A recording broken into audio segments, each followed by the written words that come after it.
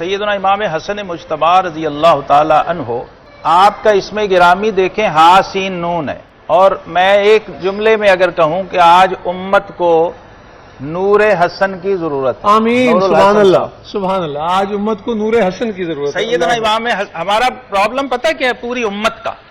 ہم جنہیں مانتے ہیں انہیں جانتے نہیں، جنہیں مانتے انہیں جانتے نہیں۔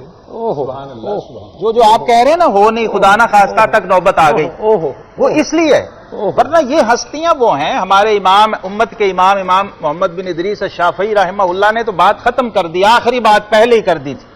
انہوں نے کہا اہل بیت تمہاری اس سے بڑی شان ہم بیان کر ہی نہیں سکتے کہ جب تک نماز میں تم پر درود نہ بھیج لیں ہماری نماز نہیں۔ سبحان اللہ سبحان اللہ، وہی نماز بالکل ٹھیک۔ دیکھیے نا، اب ایسی ہستی کے بارے میں کوئی یہ توقع کر سکتا ہے کہ تخت یا تاج اس کی نظر میں، بلکہ سلطنت ہفت اقلیم یا تخت سلیمان وہ بھی اس کی نظر میں کوئی اٹریکشن رکھتا ہوگا؟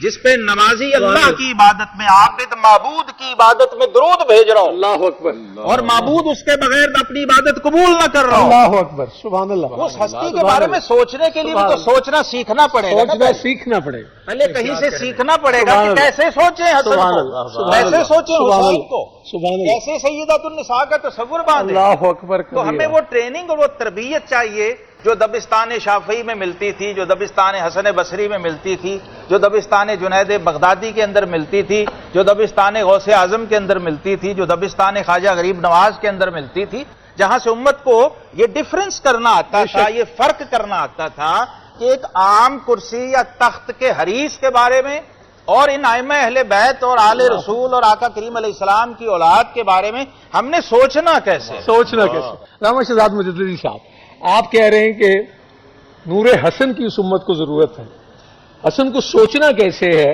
فرمائیے۔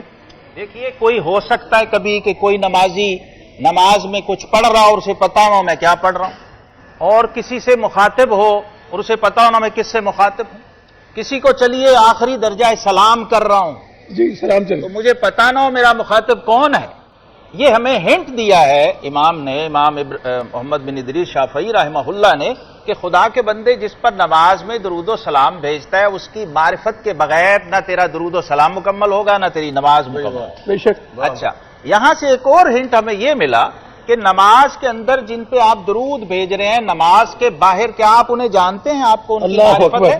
السلام علیکم ورحمۃ اللہ کے بعد بالکل ٹھیک ہے۔ اچھا، اور پھر یہاں دیکھیے کہ اللہ نے نماز کا سلام پھیرنے کی اجازت نہیں دی جب تک ان پر سلام نہ بھیجے۔ بالکل ٹھیک، سبحان اللہ۔ اور امام راضی رحمہ اللہ نے لکھا کہ نبی کریم علیہ الصلوۃ والسلام نے اپنے اہل بیت کو اپنے صلات میں، اپنے سلام میں، اپنی مودت میں، اپنی محبت میں اور زکوٰۃ کی حرمت میں اپنے ساتھ شامل فرمایا۔ بے شک۔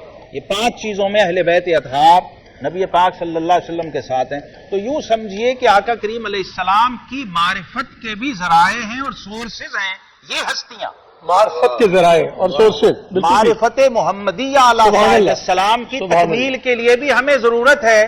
ہم محتاج ہیں معرفت حسنی اور حسینی کی۔ امام حسن مجتبی رضی اللہ عنہ فزیکلی بھی شبیہ رسالت ہیں، شبیہ مصطفیٰ ہیں، آقا کریم علیہ السلام کی تصویر ہیں، اس میں بھی ایک میسج ہے۔ دیکھیے، تصوف میں، طریقت میں نور الحسن صاحب، مرید فنا فی الشیخ کی منزل چاہتا ہے، اور جو بچہ پیدا ہی فنا فی رسول ہوا، اللہ اکبر، سبحان اللہ سبحان اللہ، فنا فی رسول کی منزل آخری منزل سمجھی جاتی ہے کہ اس کے ساتھ فنا فی اللہ خود بخود ہے۔ جو پیدا ہی ظاہری اور باطنی دونوں سطحوں پہ، ظاہری اور باطنی دونوں سطحوں پہ وہ فنائیت، مائیت اور کیف اور کیفیت لے کے پیدا ہوا ہے کہ اسے دیکھ کر محبوب یاد آ رہے ہیں اور محبوب ہی نظر آ رہے ہیں اس میں۔ اس کا مطلب یہ ہے کہ اس ہستی میں کچھ خاص ہے، اور یہی وجہ تھی کہ 8 سال کی عمر میں نبی رحمت خطیب الانبیاء والمرسلین صلی اللہ علیہ وسلم اپنی گود میں بٹھایا ہے، مجمع صحابہ گویا پوری امت ہے اپنی گود میں۔ دیکھیے، ایک ہے پشت پہ چڑھ جانا، نور الحسن صاحب فرق سمجھیے، جی بالکل ٹھیک، آقا علیہ السلام سجدے میں ہیں، بے اختیار پشت پہ چڑھ گئے، اور ایک ہے بالالتزام گود میں لے کے بیٹھنا، ٹھیک، خود لے کے بیٹھنا، اور اس خطبہ رسالت کا موضوع ہی حسن ہے۔ سبحان اللہ سبحان اللہ۔ سیدنا امام حسن مجتبی کی شان میں آقا علیہ السلام نے پورا خطبہ دیا ہے، اور امام بخاری اس حدیث کو 8 جگہ لائے ہیں، غالباً واحد حدیث ہے جو 8 جگہ ایک ہی کتاب میں آئی ہو۔ اور کیا کر رہے ہیں؟ صحابہ حیران ہو رہے ہیں کہ آج کیا ہونے لگا ہے۔ آقا کریم علیہ السلام کبھی چہرہ امام حسن کو دیکھ رہے ہیں، کبھی مجمع کو دیکھ رہے ہیں، بار بار متوجہ کیا، اور پھر حمد و ثنا کے بعد کہاں سے شروع کیا؟ فرمایا انا ابنی ھذا سید، اے لوگو یہ نواسا نہیں کہا، ابنی ھذا یہ میرا بیٹا، یہ تمہارا سردار ہے، امت کا سردار ہے۔ اور سید اور سردار کی ایسی ڈیفینیشن کہیں نہیں ملے گی۔ نام کیا ہے سید کا اور سردار کا؟ یصلح اللہ بہ بین الفئتین من المسلمین، فیصلہ تو پہلے ہی صفین کا ہو چکا تھا۔ اللہ اکبر، فیصلہ تو پہلے ہی ہو چکا، فیصلہ تو زبان رسالت صادر فرما چکے، سبحان اللہ سبحان اللہ، وہ سارا کچھ ہو چکا۔ آقا علیہ السلام نے فرمایا میرا یہ بیٹا سردار ہے، اور سید کی تعریف کیا کی؟ تو برائے وصل کردن آمدی، نئے برائے فصل کردن آمدی۔ فرمایا سید وہ ہوتا ہے جو جوڑے، جو توڑے وہ سید نہیں ہوتا۔ اللہ اکبر۔ تو امام حسن مجتبی رضی اللہ عنہ وہ شہزادہ صلح و آشتی ہیں جن کی خمیر میں آقا کریم علیہ السلام نے فرما دیا صلح، امن، آشتی اور جوڑنا رکھ دیا گیا۔ صلح، امن، آشتی، اللہ میرے اس بیٹے کے ذریعے میری امت کے 2 مسلمان گروہوں میں صلح کروائے گا۔ اور آپ نے کہا سفین کا فیصلہ تو پہلے ہی ہو گیا۔ شہزاد مجددی صاحب، اپنی تمام کج فہمیوں، اپنی لغزشوں، اپنے گناہوں، اپنی لالچ و طمع کے باوجود اگر میں پہلا قدم اٹھانا چاہتا ہوں نور حسن کی طرف، تو آج 15 رمضان المبارک 1439 ہجری 31 مئی 2018 کو وہ پہلا قدم کیا ہو؟ اقبال نے کہا تھا اے طائر لاہوتی اس رزق سے موت اچھی جس رزق سے آتی ہو پرواز میں کوتاہی۔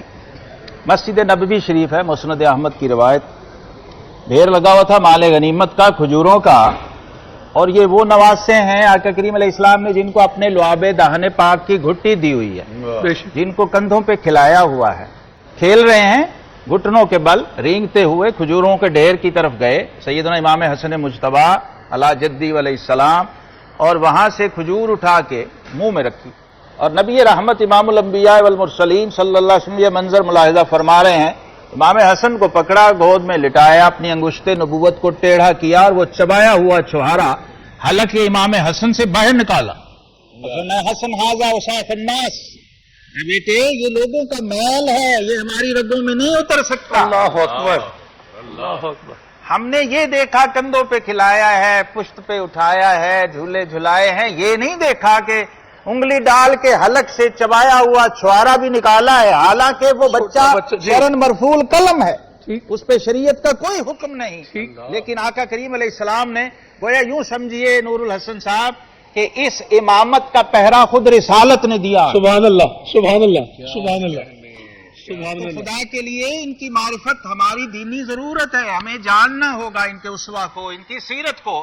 تربیت میں بنیاد دیکھیے تربیت ہے، محبت اس کے بغیر مکمل نہیں ہوگی۔ آپ کا باپ آپ کا صرف باپ ہی ہے، آپ کا معلم نہیں ہے، آپ کا مربی نہیں ہے، تو پھر وہ پورا باپ نہیں ہے اور آپ پورے بیٹے نہیں بن سکتے۔ دیکھیں مجھے صاحب، ہم تو بڑی جلدی گھبرا جاتے ہیں، بچوں کا ذرا رجحان ہو جائے ایک طرف اس پہ بھی گھبرا جاتے ہیں، حالات جو سب کچھ ہے وہ کہتے ہیں یار ایسے پریکٹیکل لائف تو نکل گیا ہے تو ہن مولوی ہو جائے گا، مطلب یہ بہت ساری میں کوئریز روزی کی بات کروں۔ امام حسن مجتبی سے بڑا کوئی پریکٹیکل لائف کا نمونہ مجھے دکھائیے۔ آپ بہترین لباس فاخرہ پہن کے نکلے باہر، ایک شخص نے دیکھا، کہنے لگا، اور حدیث پڑھی صحیح مسلم کی، کہنے لگا امام حسن میں آپ کے نانا کی آپ کو حدیث نہ سناؤں؟ جی سنائیں۔ بہترین گھوڑے پہ آپ سوار تھے اور شاندار لباس، اور پھر وجود حسن مجتبی، سبحان اللہ، تو وہ تاب نہ لا سکا۔ اللہ اکبر۔ کہنے لگا آپ کے نانا نے تو کہا ہے کہ دنیا سجن المومن جنت الکافر، دنیا مومن کے لیے قید خانہ ہے اور کافر کے لیے جنت ہے۔ اس نے طنز کی تھی، چوٹ کی تھی، اور آپ یہ شاہانہ فاخرہ لباس پہن۔ اب یہ اپروچ سیدنا امام، اب وہ ٹیکسٹ تک تھا، عبارت تک تھا، ظاہری تھا، وہ ٹیکسٹ تک تھا، وہ ظاہری تھا اور لٹرل اپروچ رکھنے والا۔ واہ، اب امام نواسہ رسول جگر گوشہ بطول جن کے گھر قرآن اترتا ہے وہی اترتی ہے، اس ماحول میں پروان چڑھی ہوئی ہستی، فرمایا اگر تو ہمارے اس مقام کو دیکھ لے جو اللہ کی بارگاہ میں ہے تو ہمارا یہ لباس فاخرہ تجھے قید خانے کی اذیت نظر آئے۔ اللہ اللہ اللہ اللہ، وہ لاجواب ہو گیا، ششدر اور مبہوت ہو گیا۔ اللہ یہ اپروچ ہے سیدنا امام حسن مجتبی رضی اللہ تعالیٰ عنہ کی، جو جمال رسالت مآب صلی اللہ علیہ وسلم کا مظہر اتم ہے۔ سبحان اللہ، نظر اتم۔